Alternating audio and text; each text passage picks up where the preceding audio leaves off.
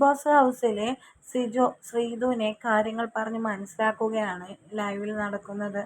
പറയുന്നത് ഇങ്ങനെയാണ്: നിന്റെ ബർത്ത്ഡേക്ക് ഞങ്ങൾ മെയ് 2-ാം തീയതി ആണല്ലോ, അപ്പം ഞങ്ങൾ ഇവിടെ ഇരുന്ന് വിഷ് ചെയ്യും. Happy birthday Sreedhu, we will miss you എന്ന് പറയും. പിന്നെ അതേപോലെ തന്നെ ഞങ്ങളൊക്കെ ഇവിടെ ഉണ്ടാകും, ആ സമയം നീ ഇവിടെ ഉണ്ടാകില്ലല്ലോ എന്ന് സിജോ പറയുന്നു. അപ്പോൾ ശ്രീധു പറയുന്നു, അത് മനസ്സിലായില്ല. അതായത് ഇവിടെ അത്രയും ആകുമ്പോഴേക്കും നീ ഔട്ടാകുമെന്നും നീ ഇപ്പോൾ വളരെ എന്താ പറയുക, നോമിനേഷനിലൊന്നും വരാത്ത കാരണം നീ അത്രയ്ക്ക് ആക്റ്റീവ് അല്ല എന്നും, ഫസ്റ്റ് ഇപ്പോഴൊക്കെ നോമിനേഷനിൽ വന്നാൽ മാത്രമേ നമുക്കറിയുള്ളൂ പുറത്ത് എത്രത്തോളം സപ്പോർട്ട് ഉണ്ടെന്ന്. ഇപ്പോൾ വേദിക പറയുന്നുണ്ട് ഞാൻ വന്നിരുന്നു, അപ്പോൾ വേദികയോട് പറയുന്നുണ്ട് വേദിക എന്ന കഥാപാത്രത്തെ അത്രമാത്രം ഇഷ്ടപ്പെട്ടിരുന്നു ആരാധകർ, അതുകൊണ്ടാണ് വോട്ട് കിട്ടിയിരുന്നത്.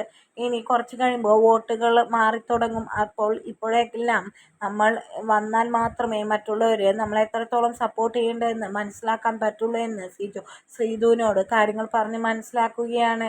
അപ്പോൾ ശ്രീധു ഇതിനൊന്നും വലിയ മൈൻഡ് ചെയ്യണില്ല. അപ്പോൾ പിന്നീട് ശ്രീധുവിനോട് കാര്യങ്ങൾ പറഞ്ഞ് മനസ്സിലാക്കാൻ സിജു ഒരുപാട് കഷ്ടപ്പെടുന്നുണ്ട്. കാരണം നീ കുറച്ചും കൂടി ആക്റ്റീവ് ആയാൽ മാത്രമേ ഇവിടെ നിൽക്കാൻ പറ്റുള്ളൂ എന്ന രീതിയിലാണ് സിജു പറയുന്നത്.